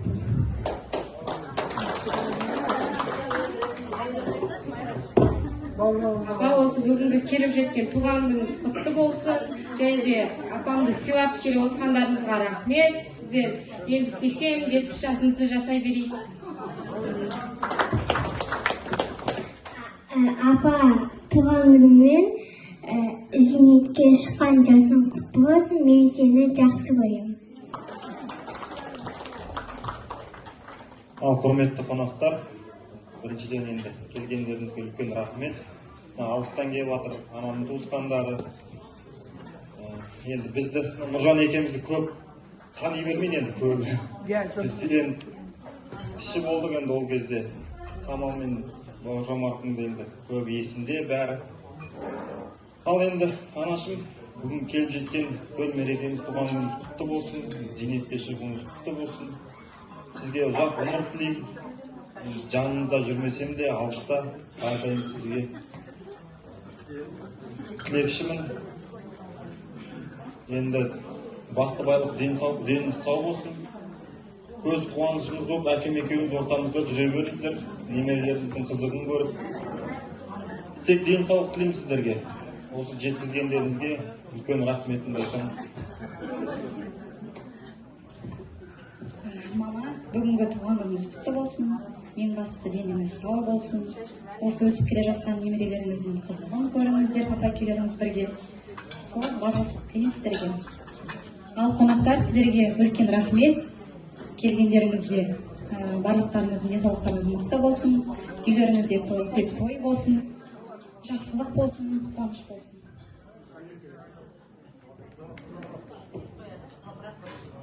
Мама, туғаныңыз құтты болсын, деніңіз сау болсын, зейнетін көріңіз. Осы немерелердің ортасына тартып келгеніңіз үшін тартамай, ақсақал стоп ақылыңызды айтып жүре беріңіздер. Тойдан тойға жете берейік, барлықтарыңызға денсаулық тілеймін, рахмет. Келіп атсалысып болыңыз. Ал анашым, бүгінгі мерекеңіз құтты болсын, деніңіз сау болсын. Әрқашанда осылай өзіңіз сыйлайтын, құрметтейтін орталарыңыздың ортасында жадырап жарқырап жүре беріңіз. Әкем екеуіңізге өмірдегі бар жақсылық тілеймін, біздің қуанышымызды қызықтап, зейнетіңіздің зейнетін көріңіз. Сол бар жақсылық тілеймін. Өлең айтамыз де. Ал тойшыл қауым, той құтты болсын. Ауылымызда кереметтей мәдениет үйінің төріне шығарып, анамызды құрметтегендеріңізге басым дейім. Бұл бір адамдарға зейнет жасына жеткенде бар, жетпей кетіп жатқандар да бар қазіргі заманда. Аллаға шүкір, біздің анамызды осы жасқа жеткізіп, осы ауылдың төріне шығарып жатқан барлық осы ауылдың әкіміне де, мектеп басшысына да барлықтарына рахмет айтам. Және де осы мектеп, осы ауылдың киелі көктерегіміз ғой. Енді екі атамыз жатқаннан кейін бұл жер киелі жер. Сондықтан да осы жерде тілеген әрбір тойдың тілегі қабыл болады деп ойлаймын. Өйткені осы көктемде ғана біз Тимошымыз бітіріп, бір қуанып той жасаған болатынбыз. Сол кезде осы жерде отырған адамдар келіп, ақ тілегін жаудырып, Тимош оқуға түссін, Алла бұйыртып, грант иегері болсын деген Алланың міне құлағына шалынып, сондай бір тілек қабыл болып, Темірланымыз биыл оқуға түсіп, мен өткенде оқуға документін тапсырып жатқанда айтқанбыз, апаңның туған күніне енді стипендиямен барасың дегенбіз. Алла тағала сонда бізге жұғысты қылып, кеше Тимош оны күні бірінші стипендиясын алып, апасына тұңғыш нанын жегізіп, гүлін әкеп жатыр. Ол да бір сіздердің тілектеріңіз бізге тілекші болып, сол қабыл болған тілек деп ойлаймын. Әрқайсыңыздың үйлеріңізге осындай той тілеймін, осындай тойдағы тілектер қабыл болсын. Бүгін біздің анамызға айтылған әрбір жүрек жарды тілектеріңіз періштелер әмин десін, менің анама 100 жасасын, лайық деп ойлаймын осындай бір керемет құрметтеріңізге. Рахмет, Қанат ағай, Жанат Каметаевна, менің ұстазым, сынып жетекшім. Енді Қаламқас апай, директор дейміз ғой, Қаламқас тоқтасыңызды. Біз үшін Қаламқас бек аға тұрған кезде. Рахмет, сіздің басшылығыңызға рахмет, осындай тақпақтатып, жырлатып, өлеңдетіп, керемет қып шығарып сап жатсыздар пенсияға. Шықса да, шықпаса да сіздердің орталарыңызда құрмет үшін қошеметке бөлене берсін. Менің әкім ағама да рахмет, Серік ағама да. Енді барлықтары мектепте мен Вася папам да істеп отыр еді ғой. Менің папам да істей берсін, сол кітапты тасып сіздердің жандарыңызда. Сол аман болыңыздар, ауырмаңыздар, дендеріңіз сау болсын. Ал анашым бүгінгі жасыңыз құтты болсын. Былтыр 60 жасында кеткен кезде айтқанбыз, мама 60 жасыңызды жасайық десе, қойшы келер жылы зейнетке шығарым, Тимошым бітіреді, сол кезде бірақ деп бір 60 розамызды алып, алтынымызды тағып кеткенбіз. Енді бүгін міне сіздердің орталарыңызда кереметтей кеш ұйымдасып жатыр ауылымыздың төрінде. Анашым жасыңыз құтты болсын, жаңа жасыңыз осындайдың екеуін жасаңыз. Сізге бар жақсылықты тілеймін. Осы бала шағамызды біздің бәріміздің қолымызда, қағазымызда әперіп, әкем екеуі оқытып, тоқытып, мен ойлаймын, осы менің әкем мектепке кірсе мықты бір психолог болатын шығар деп. Себебі менің әкем тәрбиесі өте керемет болды. Мен өзім әкемді қазір әкелі шешенің қадірін ата-ана болғанда білесің дейді ғой, 3 бала кереметтей болып, ұйымшыл болып, ақылды болып, бір жапырақ диплом алып, сол дипломымызбен қызмет етіп отырғанымыз біздің әкеміздің арқасы. Себебі мен өнер адам болам, анау болам дегенде әкем айтатын, сен мықты мұғалімсің, мұғалім болшы дейтін. Соны ойлаймын қазір, өзім мұғалім болып, осы мамандықтың шын иесі екенмін ғой деп. Сол бір осы әкеммен бірге ұстасқан қолдарыңыз мәңгілік болып, біздің әрқашанда қуанышымызға ортақ болып жүре беріңіздер. Сіздердің ауылдарыңызға енді қыз қонақ қой, келсем осы әке-шешемнің, бауырларымның тойына келейін, Алла соған нәсіп ете берсін. Деніміз сау, басымыз аман болсын. Осы Алматыдан ат терлетіп отырған нағашыларыма мыңда бір рахмет, қошеметтеп келіп отырған момаш ағаларыма рахмет, тортын ұстап келіп отқан міне ауыл ақсақалдарына барлықтарыңызға рахмет үлкен. Мына стол алып жүгіріп жүретін қыздар үнемі осы тойдан көрініп жатады. Сіздерге үнемі рахмет. Менің анамның бір жағына шығысып жүрген. Дендеріңіз сау, бастарыңыз аман болсын. Ауырмаңыздар. Алматыдан нағашыларым ғана емес, енді Қажымұрат ағам жеңгеммен келіп отыр, ол кісілерге де рахмет. Барлықтарыңызға да, Талдықорғаннан да, Алматыдан да келіп жатқан қонақтар, келген жолдарыңызға нұр бітіп, аман есен үйлеріңізге жетіп алыңыздар. Біздің қуанышымызға келіңіздер, тек қана бізге келсеңіздер.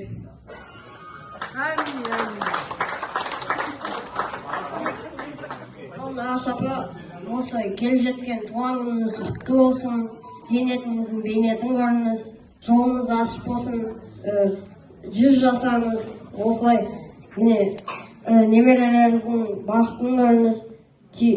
Мен туысқан ағамдай, уже туған ағамдай болып кеткен Тиконың тойында бірге бас қосып отырайық. Сізге өмірдегі бар жақсылық тілеймін. Нағаш апа туған күніңіз құтты болсын. Осылай Нағаш ата екеуіңіздер жүре беріңіздер. Өйстіп 100-ге жете беріңіздер.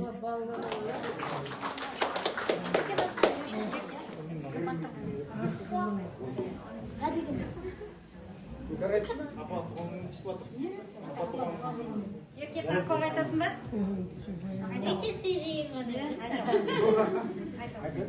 Мектепке енді баламыз үлгілі оқушы боламыз, жақсы оқып сабақты тілемес аламыз.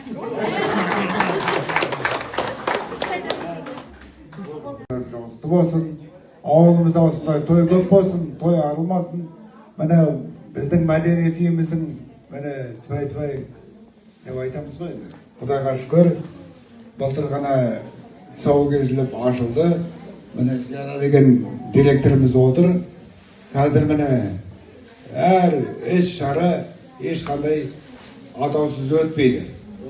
Біздің коллективтің арқасында мәдениет үйінің коллективі сондай жоғары дәрежеде ұстап отыр.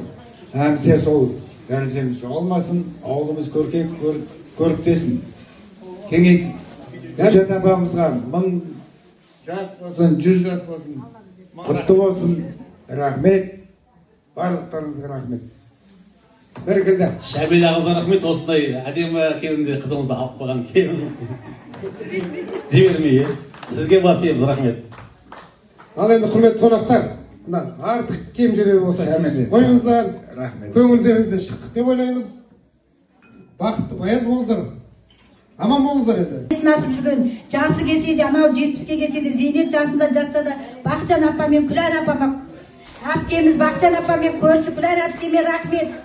Етімізді асып, бәрін жасап, анау кенже күлменен Гүлзияға чайымызды қайнатып, мын жерде жүрген ана Құрадай құдағиға, дағы бір сәуле қыздарға өзімнің ұжымымнан дастарханымызды алып, чайымызды құйып, дәмдеп, Ақмарал сіңіліме рахмет, күрішімді басып, жүгіріп жүрген менің бір жағыма шығып. Сіздерге де денсаулық тілеймін, жақсылық болсын, той болсын, сіздердің тойларыңызда мен де жүгіріп қызмет көрсетемін. Енді міне орамал тон болмай жобот дейді ғой Боран. Енді осы мен сияқты сен де зейнетке жет, мынау енді біздің отбасымыздың біз азын-аулақ сыйын қабыл аламыз.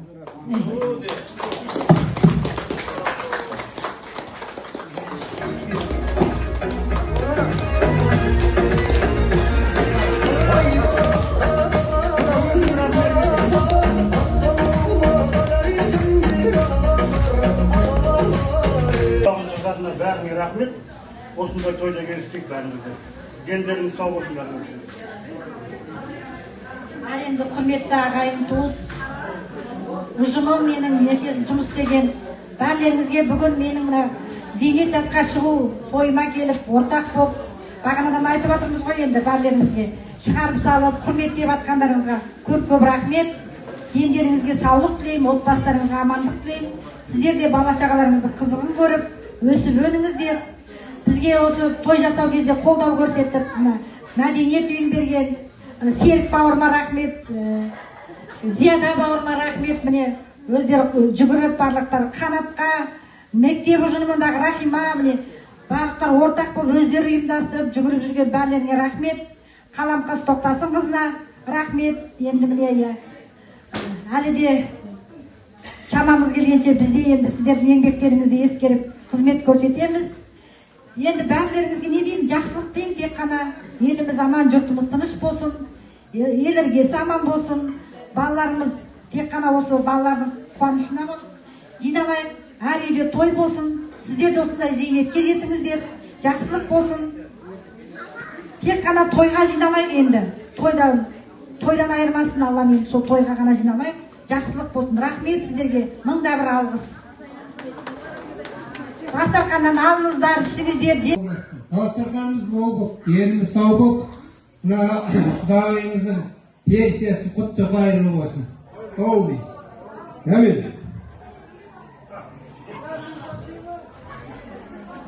Жүзден асқандарымыз ғана үйге байырға болады, қалғанымыз биге дейді ғой. Би.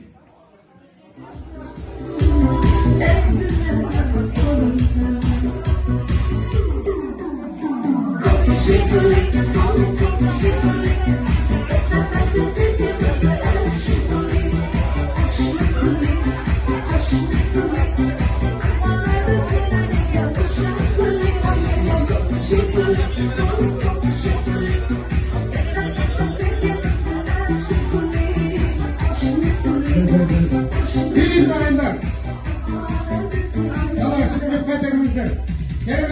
Suyuqlarımız var. Suyuqlar bulgamızda. Bileyim.